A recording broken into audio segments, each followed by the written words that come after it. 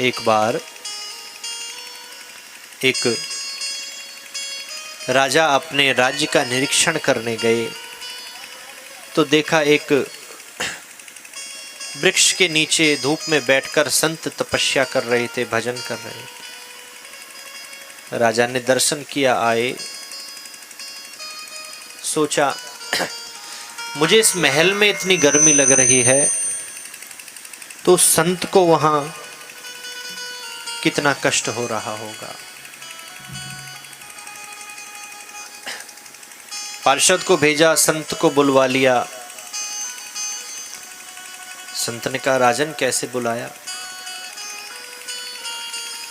कहने लगे मुझे इस महल में बहुत गर्मी लग रही है, आप तो उस धूप में बैठे हैं, आपको कितनी लग रही होगी। आज से आप मेरे महल में रहेंगे। जैसा भोजन खुद करते थे ऐसा संत को करवाने लगे। जैसे बिस्तर पर स्वयं सोते थे ऐसे पे संत को सुलाने लगे। कई दिन बीत गए। राजा के मन में भाव आया कि संत में और मुझ में अंतर ही क्या है।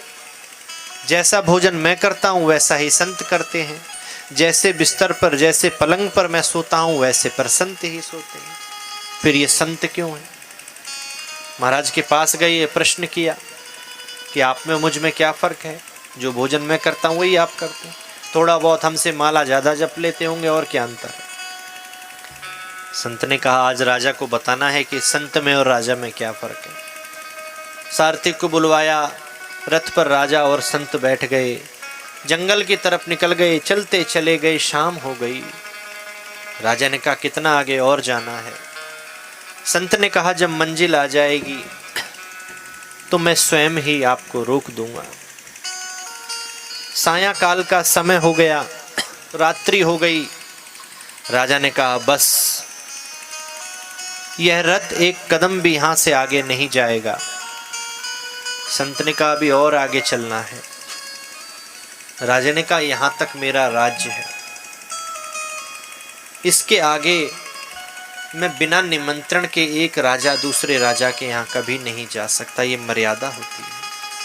संत रथ से कूद गए, उस सीमा को लांघ गए। हे राजन, तुम में और मुझ में यही फर्क है कि तुम एक सीमा में बंधे हो और मैं किसी सीमा में नहीं बंधा। महाराज वहां तो मखमल के बिस्तर पर सोते थे, यहाँ जंगल मर कैसे सोओगे? संत ने उत्तर दिया जमी पर लेट जाते हैं, सिरहाना हाथ रखते हैं। जमी पर लेट जाते हैं, सिरहाना हाथ रखते हैं। संत अपना गद्दा तकिया हमेशा साथ रखते हैं। उस महल में भी वही आनंद ले रहे थे, आज जंगल में रथ से कूद पड़े हैं तब भी वही आनंद ले रहे हैं। ये है असली आनंद। और इस आनंद की अनुभूति जब आपको हो जाएगी हरि कथा श्रवण के माध्यम से, तब चाहे आपकी करोड़ों की लॉटरी लगे तब भी उतनी प्रसन्नता होगी, और कोई नुकसान हो जाए तब भी वही आनंद आपके हृदय में रहेगा।